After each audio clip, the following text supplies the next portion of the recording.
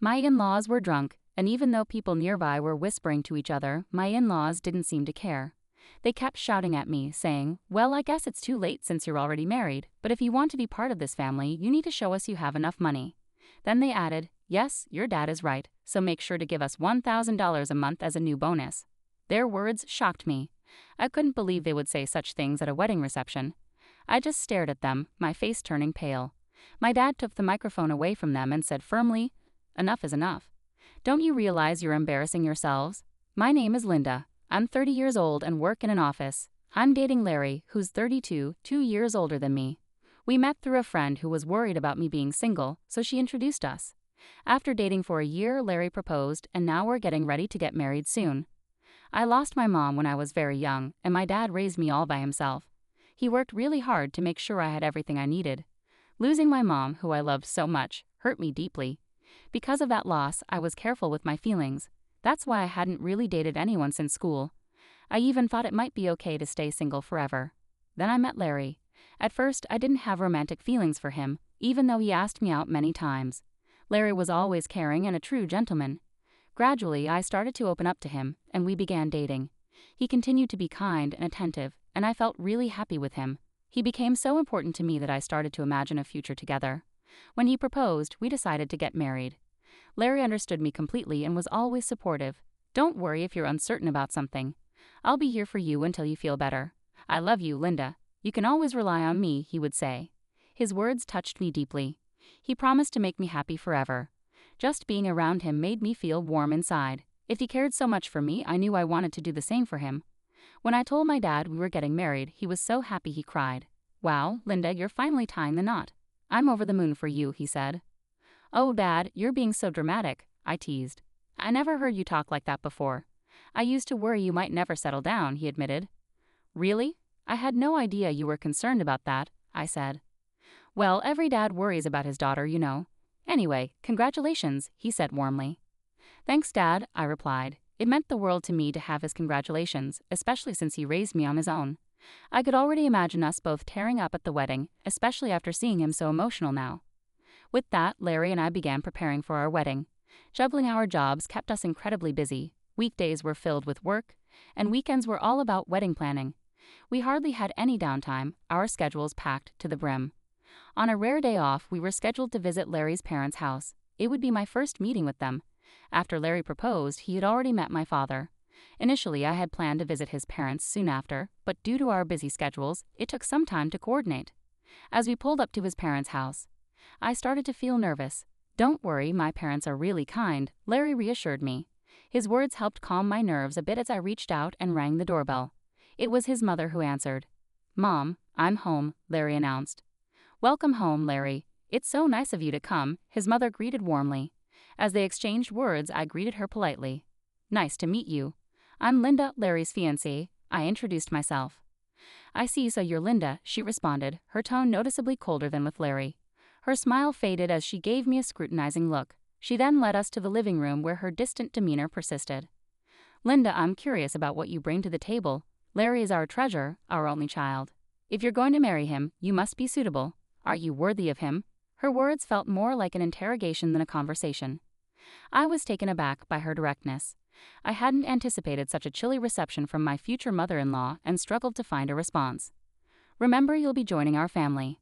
Are you prepared for that?" she pressed on.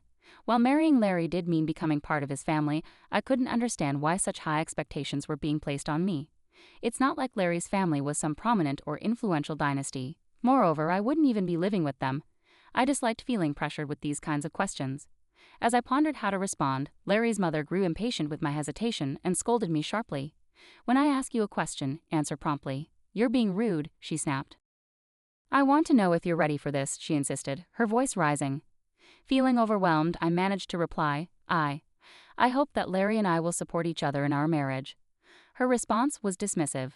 "That's such a naive thing to say. Your job as a wife is to support Larry. You clearly don't understand the basics," she criticized. Larry's father, sitting nearby, intervened. "Honey, please calm down." "I apologize, Linda. I hope you weren't too upset by my wife's words," he said, trying to diffuse the tension. "It's okay," I replied, trying to maintain composure. I figured Larry's mother was just protective of her only son and might have spoken hastily. Just then, Larry's brother entered the room. He spoke softly and kindly, which momentarily eased my nerves. But any relief was short-lived. With a smile on his face, he said something unexpected. "What my wife says has some truth to it. What concerns me is that you come from a single-parent family," Larry's father stated. Confused and taken aback, I asked, "What do you mean by that?" "Well, being raised by just one parent doesn't have a good public image. We can't exactly be thrilled about someone from such a background becoming our son's wife, can we?" he elaborated. "Wait a minute," I interjected, unable to ignore his comment. "What's wrong with being raised by a single parent? My father worked incredibly hard to raise me alone. I'm grateful for my upbringing and proud of my father. Growing up with one parent doesn't diminish my worth." They continued to argue. "Because you were raised without a parent, you may not have learned how to be a good wife, manage household chores, and so on." "I helped my father a lot with household chores," I replied firmly. "I can also cook pretty well, so please don't say that," I insisted. Despite my response, Larry's parents ignored me and went on to say, "We'll allow you to marry Larry, but in return you must promise to prioritize us because we are Larry's parents. Can you promise us that?" "What?" I was shocked by their demand. "Since you're here asking for our permission to marry our son, you must understand your responsibilities, right?" Larry's parents continued without giving me a chance to say more. Feeling sidelined by their dominating conversation, I reflected on the evening and decided to discuss my feelings with Larry. "Hey Larry, do your parents always talk to people like that?" I asked him later. "What's wrong with how they talk?" Larry seemed unconcerned. I was surprised that Larry didn't see any issue with how his parents had spoken to me. "I mean the way your parents talked to me and what they said." "Oh really? They were just discussing whether you're ready for marriage," Larry replied. "I understand they're concerned, but I felt like their comments were a bit too much," I explained. "Really? What do you think they said wrong?" "They'd given us their blessing, so let's not dwell on it," Larry assured me. "Yeah, you're right," I conceded, but I couldn't shake the unease that Larry seemed to side more with his parents than with me. It bothered me deeply. Sensing my uncertainty, he pulled me into a hug. "Linda, you don't have to worry so much. My parents are just a bit upset because their only son is getting married," Larry reassured me, though his words didn't entirely comfort me. "Everything will be fine. They just want what's best for us. They want us to have a strong marriage like they do. That's why they might have come off a bit harsh." "I see," I replied, trying to understand his perspective. Maybe his parents had high expectations for us, but I still couldn't shake off the feeling that it wasn't right for them to criticize me because of my upbringing with my father. Marriage should be about us, not just their approval or disapproval. With this in mind, though I was still a little hurt, I decided not to dwell too much on his parents' judgments. Then the wedding day arrived. We had many guests, from relatives and friends to colleagues and bosses. Walking down the aisle with my father, who had raised me single-handedly, was a deeply meaningful moment. Larry and I exchanged vows and rings, surrounded by applause. It was then that I truly understood I was marrying Larry. I felt a joy I had never experienced before. As we entered the reception hall, we were greeted by the lively crowd and videos celebrating our journey together. It was a joyful atmosphere. I caught up with friends I hadn't seen in a while, and we received many heartfelt congratulations. Despite my earlier concerns about Larry's parents, I was happy we had chosen to marry and create such a memorable day. After the ceremony, we planned to officially register our marriage, becoming husband and wife. Every moment felt cherished, and I was filled with happiness. As time passed, we moved on to the final part of the event. The bride, groom, and both sets of parents lined up to greet guests, but I started feeling uneasy about Larry's parents. They seemed unsteady on their feet, their faces noticeably flushed. It was clear they had drunk too much. Some relatives even asked if they were all right. Despite their condition, we needed to finish the ceremony and move forward. As the moderator handed the microphone to me and Larry, a sudden tension arose when Larry's mother forcefully pulled my hand away from his and spoke to me in a harsh, commanding tone. "Linda, listen to me. After this wedding, you are going to dedicate yourself entirely to us. Get ready because we will test you rigorously." The guests began whispering among themselves, some thinking it was a joke and laughing. Larry's father then took the microphone. "Linda, aren't you ashamed to wear a dress like that? It doesn't suit you at all," he remarked. "Dear, you should tell her the truth," Larry's mother added, and the tone of the whispers among the guests shifted. I looked at Larry, hoping he would intervene and stop his parents' rude comments. Instead, he said he couldn't do anything about it and didn't think his parents were in the wrong. It became clear that he would not protect me from his parents in the future. In that moment, amidst the buzzing hall, I realized it. I was certain of it. My in-laws were drunk and continued to insult me. "Well, you're already married, but if you're going to be part of this family, you need to prove that you have enough money," they said. "Yes, that's right," they continued. After you register your marriage at the city hall, you should give us a few thousand a month and your entire bonus." I was shocked by their words. I never expected such demands at our wedding reception. I stared at them, feeling my face grow pale. My father intervened, taking the microphone from them. "Enough of this. Don't you realize how inappropriate this is?" he said firmly, but still maintaining respect. Larry's parents glared back at my father. "Why are you interrupting us while we're talking?" I knew this woman's father was no good. "Single parents are never any good," they retorted. I was furious at their insult toward my father. My father, staying calm, responded, "You're even worse than I thought. You refuse to meet me just because I'm a single father." I never expected such behavior from people associated with President Scott. I assumed his employees would be more decent. This seemed to catch my father-in-law off guard. How do you know President Scott?" he asked, his expression turning serious. "He's a business partner of my company and, more importantly, an old friend of mine," my father clarified. "And on the topic of single parents, President Scott himself was raised by his mother alone. So your comments have inadvertently insulted the president of the company you work for." As my in-laws' faces fell upon hearing my father's words, it dawned on them the seriousness of their blunder. "I apologize, sir. Please don't mention this to the president," my father-in-law pleaded, suddenly dropping to his knees. Just moments earlier he had been assertive, but now he seemed defeated. Laughter erupted among the guests, some even recording the scene on their phones. "Apologies can't undo what's been said," my dad responded firmly. He came over to me and asked if I wanted to leave with him.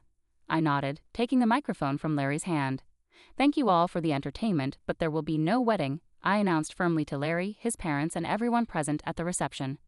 "I will ensure that the money given for this occasion is returned." With those words, I left the hall with my father. I glimpsed Larry and his parents looking dismayed, and soon their relatives rushed over, wearing concerned expressions. The atmosphere must have been chaotic. As I returned the money and apologized to the guests, they expressed sympathy and praised both me and my father for our stance against such unacceptable behavior. They commended us for not allowing ourselves to be taken advantage of by such individuals. Later, word spread among Larry's colleagues who had attended the reception, tarnishing his reputation due to his parents' unreasonable actions. He faced criticism for not standing up to them, and the embarrassment was so profound that he chose to resign from his position. As a result of the incident, the president of my father-in-law's company learned about what had transpired. Larry's father faced consequences. He was demoted and relocated to a less significant division in a remote countryside office. I heard that Larry's family faced ostracism from their relatives due to the fallout from the wedding. It's regrettable, but ultimately their actions led to these outcomes, and sometimes such consequences are unavoidable. In the meantime, I've been using this opportunity to strengthen my relationship with my dad. We've been spending more quality time together, and it's helped me appreciate all he's done for me even more. One day, he sat me down for a serious talk. "Linda, have you ever thought about taking over the business?" he asked, his expression a mix of hope and seriousness. "Are you suggesting?" I began, feeling a bit uncertain about where he was leading. "Why don't you work towards becoming the president of my company?" he proposed. It was a significant proposition, and he seemed to believe I was ready for the challenge. "I'll do my best," I promised him, feeling a mix of excitement and nervousness. I made a decision to prioritize advancing my career at my dad's company rather than getting involved in romantic relationships for now. My goal is to prove to myself and to my dad that I can excel and perhaps one day become a great leader like him. Currently, I am fully immersed in learning everything I can at the company. The work is challenging yet fulfilling, and I'm determined to seize every opportunity. Reflecting on the chaos of the wedding, it's clear that Larry's parents were unreasonable, turning what should have been a beautiful event into a spectacle. Thankfully, since the marriage wasn't legally finalized, I avoided a potentially costly mistake. Now, without marital ties or looming in-law issues, I can focus entirely on pursuing my career ambitions. It's a relief to have found a clear path forward from such a tumultuous situation. I'm optimistic about the future and excited about the possibility of leading the company. I wish myself all the best and hope that those who hear this story can find something meaningful in it. Thank you for following along until the end. If you enjoyed this story, please consider subscribing, and I look forward to sharing more with you in the future.